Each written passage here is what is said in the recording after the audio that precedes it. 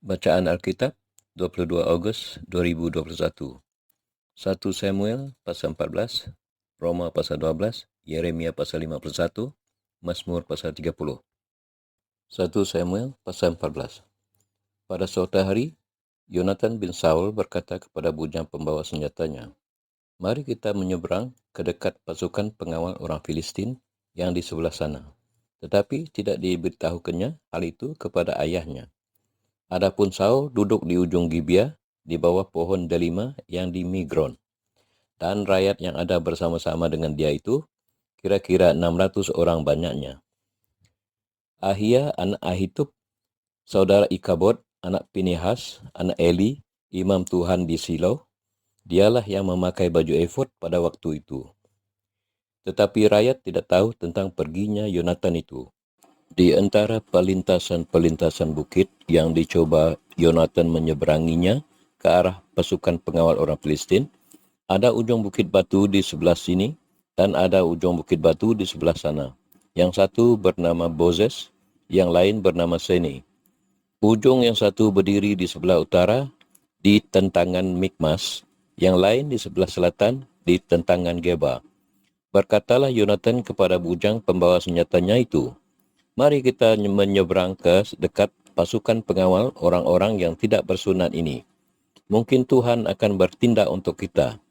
Sebab bagi Tuhan tidak sukar untuk menolong, baik dengan banyak orang maupun dengan sedikit orang." Lalu jawab pembawa senjatanya itu kepadanya, "Lakukanlah niat hatimu itu. Sungguh aku sepakat." Kata Yonatan, "Perhatikan, kita menyeberang ke dekat orang-orang itu dan memperlihatkan diri kepada mereka. Apabila kata mereka kepada kita begini, 'Berhentilah sampai kami datang padamu,' maka kita tinggal berdiri di tempat kita dan tidak naik mendapatkan mereka. Tetapi apabila kata mereka begini, 'Naiklah kemari,' maka kita akan naik, sebab kalau demikian, Tuhan telah menyerahkan mereka ke dalam tangan kita. Itulah tandanya bagi kita." Ketika mereka keduanya memperlihatkan diri kepada pasukan pengawal orang Filistin, berkatalah orang Filistin itu, "Lihat, orang-orang Ibrani keluar dari lubang-lubang tempat mereka bersembunyi." Orang-orang dari pasukan pengawal itu berseru kepada Yonatan dan pembawa senjatanya, katanya, "Naiklah kemari, maka kami akan menghajar kamu." Lalu kata Yonatan kepada pembawa senjatanya, "Naiklah mengikuti aku, sebab Tuhan telah menyerahkan mereka ke dalam tangan orang Israel." Maka naiklah Yonatan merangkak ke atas dengan diikuti oleh pembawa senjatanya. Orang-orang itu tewas terparang oleh Yonatan, sedang pembawa senjatanya membunuh mereka dari belakangnya. Kekalahan yang pertama ini, yang ditimbulkan Yonatan dan pembawa senjatanya itu, besarnya kira-kira 20 orang dalam jarak kira-kira setengah alur dari sepembajakan ladang. Lalu timbullah kegendaran di perkemahan, di padang, dan di antara seluruh rakyat.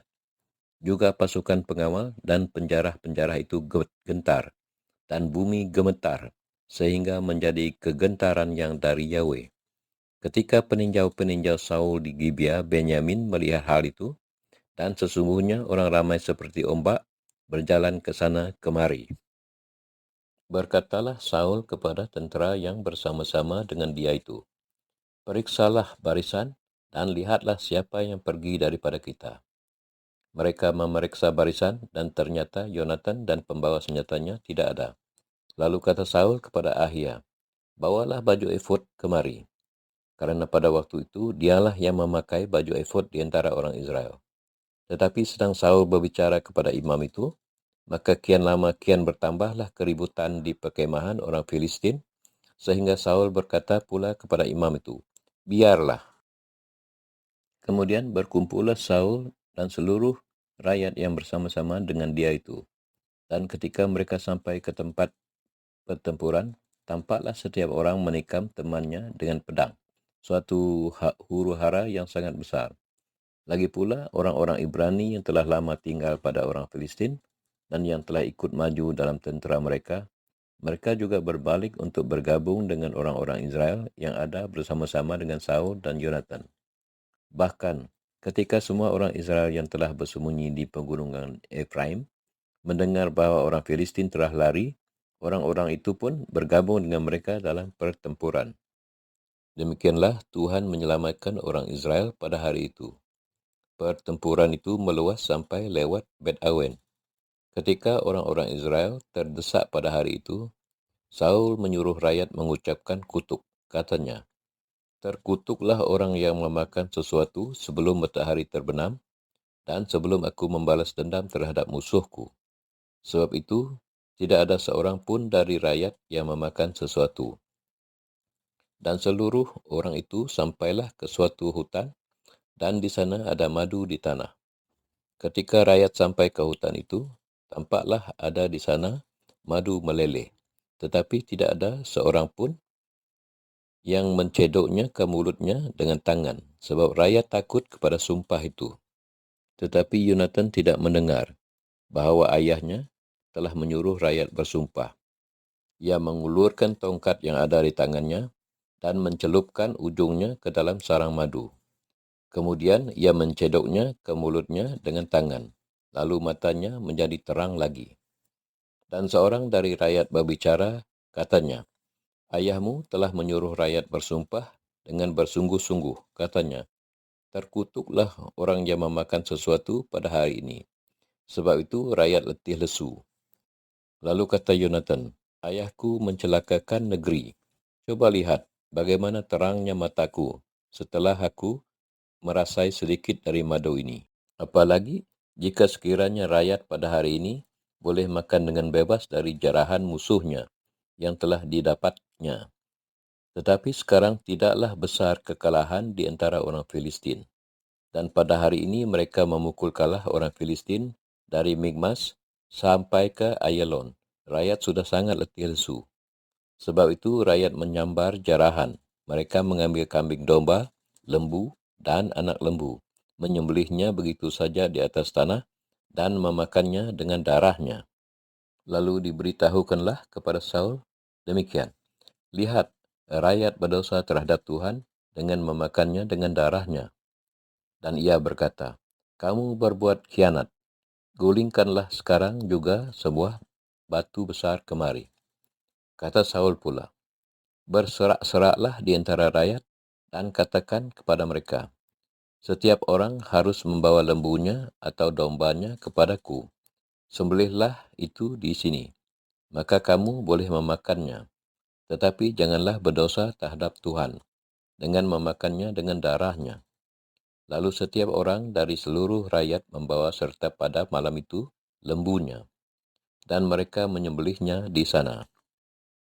Saul mendirikan mezbah bagi Tuhan. Inilah mezbah yang mula-mula sekali didirikannya bagi Tuhan.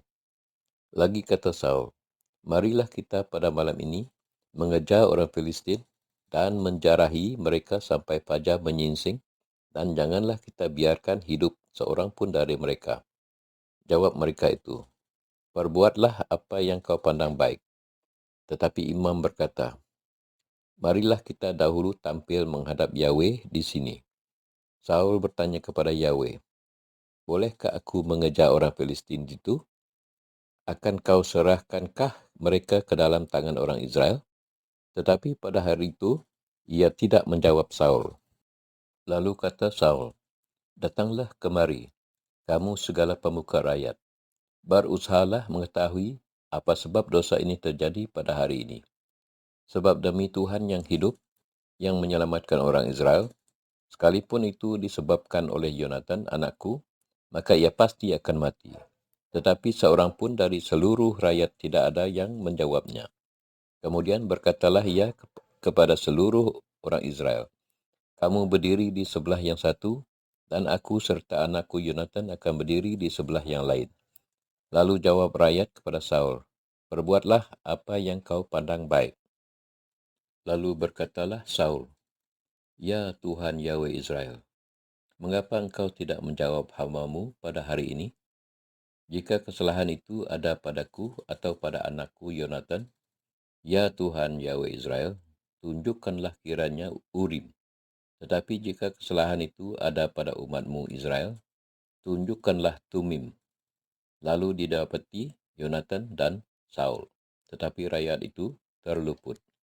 Kata Saul, Buanglah undi antara aku dan anakku Yonatan. Lalu didapati Yonatan. Kata Saul kepada Yonatan, beritahukanlah kepadaku apa yang telah kau perbuat. Lalu Yonatan memberitahukan kepadanya, katanya, memang aku telah merasai sedikit madu dengan ujung tongkat yang ada di tanganku. Aku bersedia untuk mati. Kata Saul, beginilah kiranya Yahweh menghukum aku, bahkan lebih lagi daripada itu. Sesungguhnya Yonatan, engkau harus mati. Tetapi rakyat berkata kepada Saul, masakan Yonatan harus mati? Dia yang telah mendapat kemenangan yang besar ini di Israel? Jauhlah yang demikian. Demi Tuhan yang hidup, sehelai rambut pun dari kepalanya takkan jatuh ke bumi. Sebab dengan pertolongan Yahweh juga dilakukannya hal itu pada hari ini.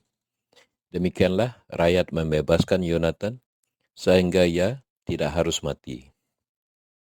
Maka pulanglah Saul setelah mengejar orang Filistin, dan orang Filistin itu pun kembali ke tempat kediamannya. Setelah Saul mendapat jabatan raja atas Israel, maka berperanglah ia ke segala penjuru melawan segala musuhnya, melawan Moab, Bani Ammon, Edom, raja-raja negeri Zoba, dan orang Filistin. Dan kemanapun ia pergi, ia selalu mendapat kemenangan. Ia melakukan perbuatan-perbuatan yang gagah perkasa, memukul kalah orang Amalek, dan melepaskan Israel dari tangan orang-orang yang merampasi mereka. Anak-anak lelaki Saul ialah Yonatan, Siswi, dan Malkisua. Nama kedua anaknya yang perempuan, yang tertua bernama Merab, yang termuda bernama Mikhal. Istri Saul bernama Ahinoam, anak Ahimaaz.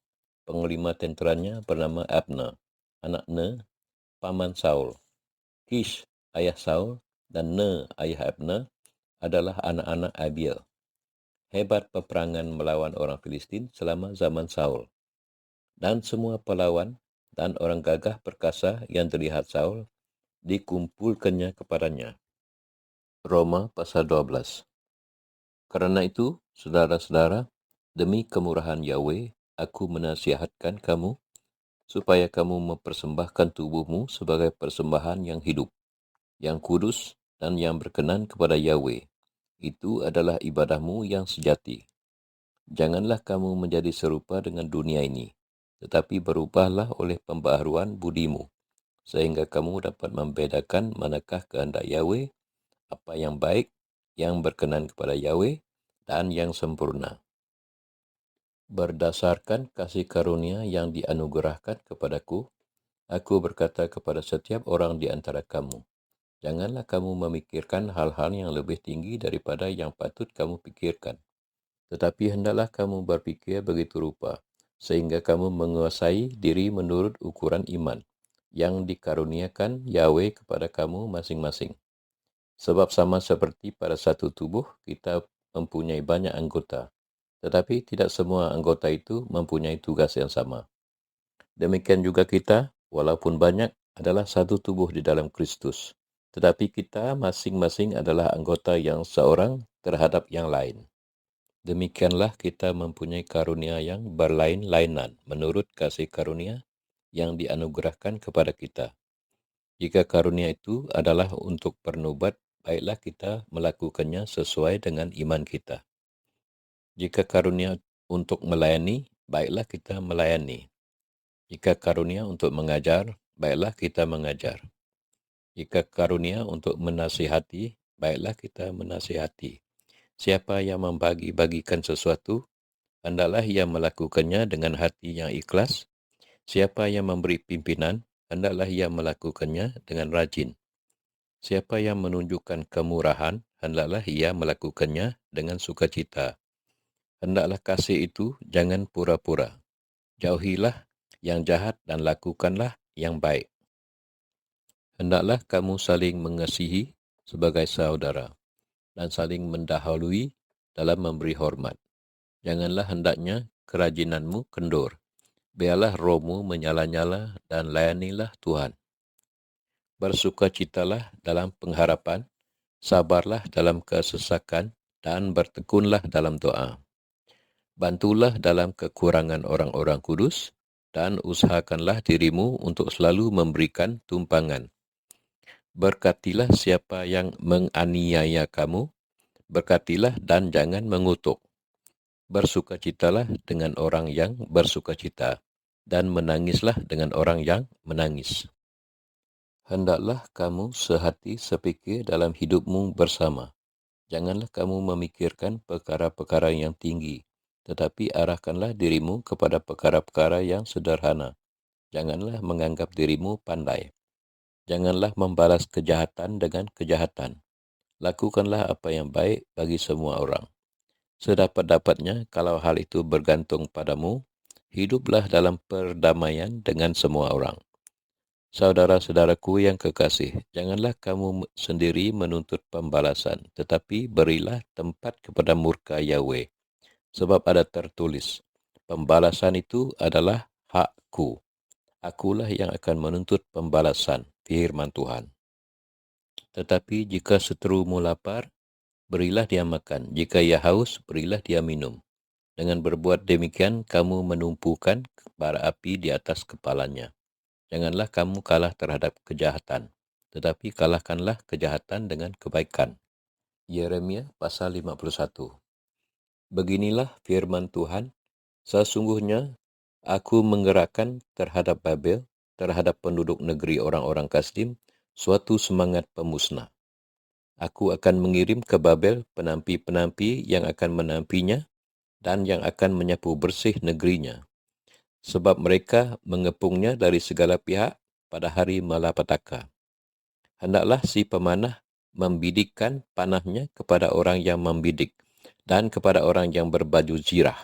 Janganlah merasa sayang akan teruna-terunanya. Tumpaslah segala tenteranya. Orang-orang yang terbunuh akan rebah di negeri orang-orang Kasdim, dan orang-orang yang luka parah di jalan-jalannya. Sungguh Israel dan Yehuda tidak ditinggalkan sebagai janda oleh Yahweh-nya, oleh Tuhan semesta alam.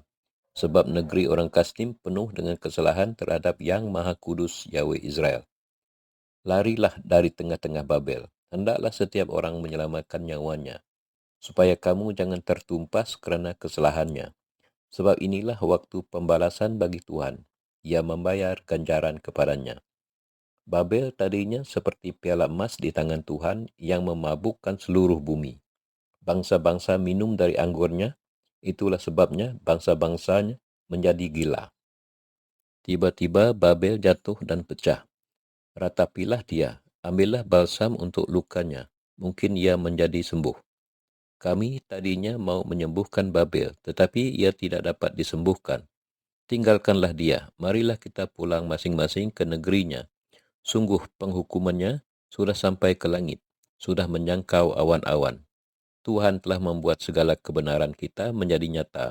Marilah kita ceritakan di Sion perbuatan Tuhan Yahweh kita. Lancipkanlah anak-anak panah, siapkanlah perisai-perisai. Tuhan telah membangkitkan semangat raja-raja Media, sebab rencananya terhadap Babel ialah untuk memusnahkannya. Itulah pembalasan Tuhan, pembalasan kerana bait sucinya. Angkatlah panji-panji terhadap tembok-tembok Babel. Perkuatlah penjagaan. Tempatkanlah orang-orang jaga. Persiapkanlah penghadangan. Sebab Tuhan telah merencanakan dan melaksanakan juga apa yang diancamnya terhadap penduduk Babel. Hai engkau yang tinggal di tepi sungai besar, yang mempunyai kekayaan besar. Akhir hidupmu sudah datang. Batas hidupmu sudah sampai. Tuhan semesta alam telah bersumpah demi dirinya sendiri. Sungguh pun engkau penuh dengan manusia-manusia seperti belalang, tetapi orang akan mengangkat pekik pertempuran terhadapmu. Tuhanlah yang menjadikan bumi dengan kekuatannya, yang menegakkan dunia dengan kebijaksanaannya, dan yang membentangkan langit dengan akal budinya. Apabila ia memperdengarkan suaranya, menderulah bunyi air di langit. Ia menaikkan kabut awan dari ujung bumi. Ia membuat kilat serta dengan hujan, dan mengeluarkan angin dari perbendaaraannya. Setiap manusia ternyata bodoh, tidak berpengetahuan. Dan setiap pandai emas akan menjadi malu kerana patung buatannya. Sebab patung tuangannya itu adalah tipu, tidak ada nyawa di dalamnya. Semuanya adalah kesia-siaan, pekerjaan yang menjadi buah ejekan, dan yang akan binasa pada waktu dihukum. Tidaklah begitu dia yang menjadi bagian Yakub, sebab dialah yang membentuk segala-galanya, dan Israel adalah suku miliknya. Namanya ialah Tuhan semesta alam. Engkau tadinya adalah palu godam bagiku, senjata perang. Dengan engkau aku menghancurkan bangsa-bangsa. Dengan engkau aku memusnahkan kerajaan-kerajaan. Dengan engkau aku menghancurkan kuda dan pengendaranya. Dengan engkau aku menghancurkan kereta dan penunggangnya. Dengan engkau aku menghancurkan orang laki-laki dan perempuan. Dengan engkau aku menghancurkan orang tua dan muda. Dengan engkau aku menghancurkan teruna dan dara. Dengan engkau aku menghancurkan gembala dan kawanan dombanya. Dengan engkau aku menghancurkan petani dan lembu pembajaknya. Dengan engkau aku menghancurkan bupati-bupati dan pembesar-pembesar. Namun aku akan membalaskan kepada Babel dan kepada segenap penduduk negeri orang Kasdim segala kejahatan yang telah mereka lakukan terhadap Sion di depan matamu sendiri. Demikianlah firman Tuhan. Sesungguhnya aku menjadi lawanmu, hai gunung pemusnah. Demikianlah firman Tuhan yang memusnahkan seluruh bumi. Aku akan mengacungkan tanganku kepadamu, menggulingkan engkau dari bukit batu, dan membuat engkau menjadi gunung api yang telah padam. Orang tidak akan mengambil batu penjuru atau batu dasar daripadamu, tetapi engkau akan menjadi tempat tandus yang kekal. Demikianlah firman Tuhan. Angkatlah panji-panji di bumi. Tiuplah sangkakala di antara bangsa-bangsa. Persiapkanlah bangsa-bangsa berperang melawan Babel. Kerahkanlah kerajaan-kerajaan melawannya, Ararat, Mini, dan Askenas. Angkatlah seorang panglima melawannya. Tampilkanlah kuda seperti kawanan belalang. Persiapkanlah bangsa-bangsa berperang melawannya, raja-raja Media berserta bupati-bupati dan pembesar-pembesarnya, dan setiap negeri yang di bawah kuasanya. Bumi berguncang dan bergetar, sebab rancangan Tuhan terhadap Babel sedang terlaksana, yakni untuk membuat negeri Babel menjadi tempat tandus yang tidak berpenduduk. Pahlawan-pahlawan Babel telah berhenti berperang. Mereka tinggal duduk di kubu-kubu pertahanan. Kegagah beranian mereka sudah lenyap. Mereka sudah menjadi seperti perempuan. Tempat-tempat tinggalnya sudah terbakar, palang-palang pintunya sudah patah. Pesuruh-pesuruh cepat berlari susul menyusul.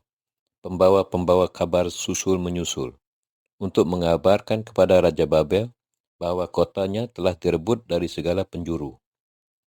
Tempat-tempat penyeberangan telah diduduki, benteng-benteng pertahanan telah dihanguskan dengan api. Prajurit-prajurit telah menjadi gempar. Sebab beginilah firman Tuhan semesta alam Yahweh Israel. Putri Babel adalah seperti tempat pengirikan pada waktu orang menginjak-injaknya. Sedikit waktu lagi akan datang waktu panen baginya. Aku dimakan habis, dihamburkan oleh Nebukadnezar Raja Babel.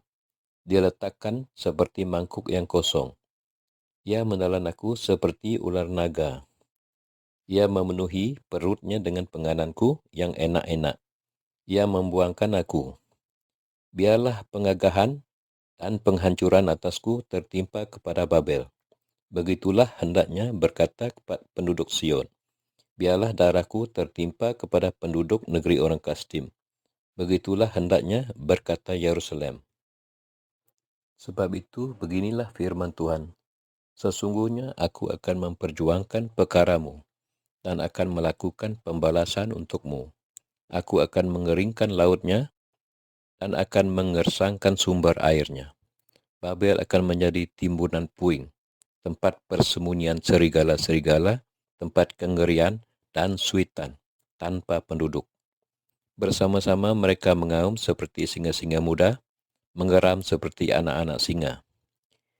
Jika mereka merasa panas, aku akan menyediakan perjamuan bagi mereka, akan membuat mereka mabuk, supaya mereka menjadi pusing dan jatuh tertidur untuk selama-lamanya. Tidak akan bangun-bangun lagi. Demikianlah firman Tuhan.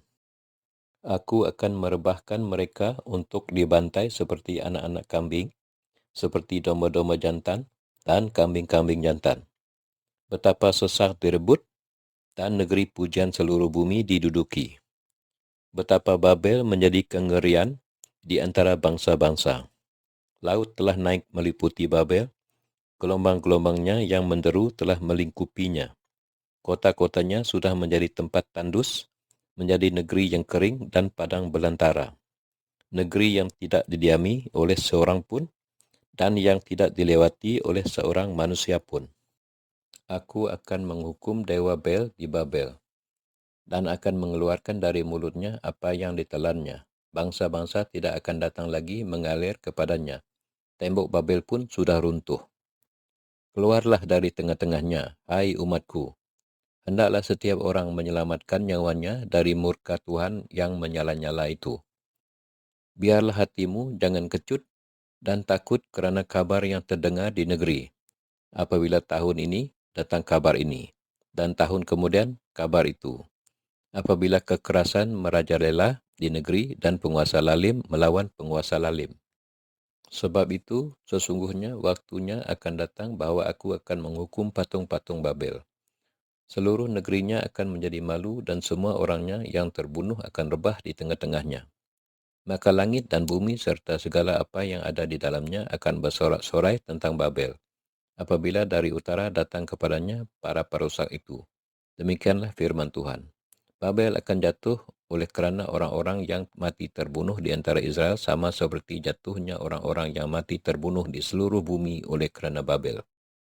Kamu orang-orang yang terluput dari pedang, pergilah, janganlah berhenti.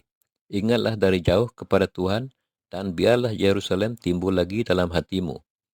Kami malu, sebab kami telah mendengar tentang aib, noda meliputi muka kami. Sebab orang-orang asing telah memasuki tempat-tempat kudus di rumah Tuhan. Sebab itu sesungguhnya waktunya akan datang, demikianlah firman Tuhan, bahwa aku akan menghukum patung-patungnya, dan di seluruh negerinya akan mengerang orang-orang yang luka tertikam. Sekalipun Babel naik ke langit, dan sekalipun dibuatnya kubu tak terhampiri di tempat tingginya, atas perintahku akan datang para perusak kepadanya. Demikianlah firman Tuhan. Dengar, ratap dari Babel, dan kehancuran besar dari negeri orang Kasdim. Sebab Tuhan merusakkan Babel dan menghentikan suaranya yang besar. Biarpun gelombang-gelombangnya menderu seperti air besar dan suaranya bertambah ribut. Namun atas Babel akan datang perusak, para pelawannya akan tertangkap dan busu-busunya akan hancur. Sebab Tuhan adalah Yahweh pembalas, tentulah ia akan mengadakan pembalasan. Aku akan membuat mabuk para pemukanya, orang-orang bijaksananya, para bupatinya, para pembesarnya, dan para pelawannya, sehingga mereka jatuh tertidur untuk selama-lamanya, tidak akan bangun-bangun lagi. Demikianlah firman Sang Raja yang Tuhan semesta alam namanya. Beginilah firman Tuhan semesta alam. Tembok-tembok tebal Babel akan disamaratakan, dan pintu-pintu gerbangnya yang tinggi akan dibakar dengan api, sehingga bangsa-bangsa bersusah-susah untuk yang sia-sia, dan suku-suku bangsa berlelah untuk api saja. Pesan yang diberikan Nabi Yeremia kepada Seraya bin Neria bin Mahseya ketika Seraya pergi bersama-sama Zedekiah, Raja Yehuda, ke Babel pada tahun yang keempat dari pemerintahannya. Seraya waktu itu adalah kepala perlengkapan. Yeremia telah menuliskan dalam sebuah kitab segenap malapetaka yang akan menimpa Babel, yakni segala perkataan yang tertulis di sini mengenai Babel. Kata Yeremia kepada Seraya, jika engkau tiba di Babel, maka ikhtiarkanlah supaya engkau dapat membacakan segala perkataan ini. Dan katakanlah, Tuhan, engkau telah berfirman tentang kota ini bahwa engkau akan melenyapkannya, sehingga tidak ada lagi yang diam di dalamnya, baik manusia maupun hewan. Dan sehingga kota ini akan menjadi tempat tandus untuk selama-lamanya.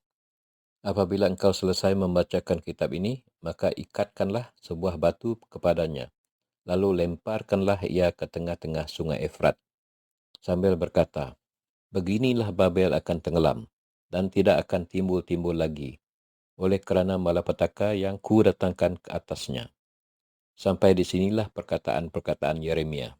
Mazmur pasal 30.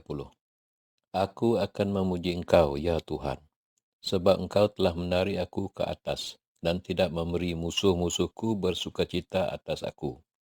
Tuhan Yahwehku, kepadamu aku berteriak minta tolong, dan Engkau telah menyembuhkan aku. Tuhan, Engkau mengangkat aku dari dunia orang mati. Engkau menghidupkan aku di antara mereka yang turun ke liang kubur. Nyanyikanlah mazmur bagi Tuhan, hai orang-orang yang dikasihinya, dan persembahkanlah syukur kepada namanya yang kudus. Sebab sesaat saja ia murka, tetapi seumur hidup ia murah hati. Sepanjang malam ada tangisan, menjelang pagi terdengar sorak-sorai. Dalam kesenanganku aku berkata, aku takkan goyah untuk selama-lamanya. Tuhan, oleh kerana Engkau berkenan, Engkau telah menempatkan aku di atas gunung yang kokoh. Ketika Engkau menyembunyikan wajah-Mu, aku terkejut. Kepadamu, ya Tuhan, aku berseru, dan kepada Tuanku aku memohon. Apakah untungnya kalau darahku tertumpah?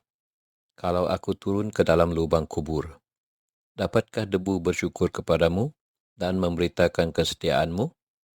Dengarlah, Tuhan, dan kasihanilah aku. Tuhan, jadilah penolongku. Aku yang meratap telah Kau ubah menjadi orang yang menari-nari. Kain kabungku telah Kau buka. Pinggangku Kau ikat dengan sukacita. Supaya jiwaku menyanyikan mazmur bagi-Mu dan jangan berdiam diri.